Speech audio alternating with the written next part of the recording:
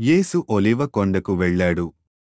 ఉదయం పెందలకడనే యేసు తిరిగి దేవాలయంలోకి వచ్చాడు. అప్పుడు ప్రజలంతా ఆయన దగ్గరికి వచ్చారు. ఆయన కూర్చుని వారికి ఉపదేశించడం మొదలుపెట్టాడు. అప్పుడు ధర్మశాస్త్ర పండితులు, పరిసయ్యులు ఒక స్త్రీని తీసుకుని వచ్చారు. వారు ఆమెను వ్యభిచారం చేస్తుండగా పట్టుకున్నారు. ఆమెను అందరి మధ్య నిలబెట్టారు.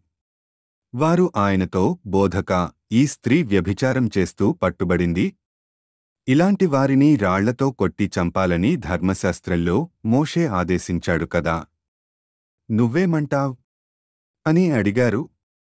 ఆయన మీద ఎలాగైనా నేరం మోపాలని ఆయనను పరీక్షిస్తూ ఇలా అడిగారు. అయితే యేసు విననట్టు తన వేలితో నేలమీద ఏదో రాస్తూ ఉన్నాడు. వారు పట్టు విడవకుండా ఆయనను అడుగుతూనే ఉన్నారు. దాంతో ఆయన తల ఎత్తి చూసి, మీలో పాపం లేనివాడు ఆమె మీద మొదటి రాయి వేయవచ్చు అని వారితో చెప్పి మళ్లీ వంగి వేలితో నేలమీద రాస్తూ ఉన్నాడు. ఆయన పలికిన మాట విని పెద్ద చిన్న అంతా ఒకరి తరువాత ఒకరు బయటకు వెళ్లారు. చివరికి యేసు ఒక్కడే మిగిలిపోయాడు. ఆ స్త్రీ అలానే మధ్యలో నిలబడి ఉంది.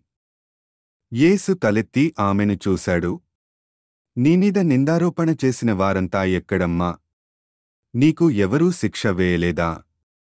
అని అడిగాడు. ఆమె, లేదు ప్రభూ అంది. దానికి యేసు, నేను కూడా నీకు శిక్ష వేయను. వెళ్ళు, ఇంకెప్పుడు పాపం చేయకు అన్నాడు.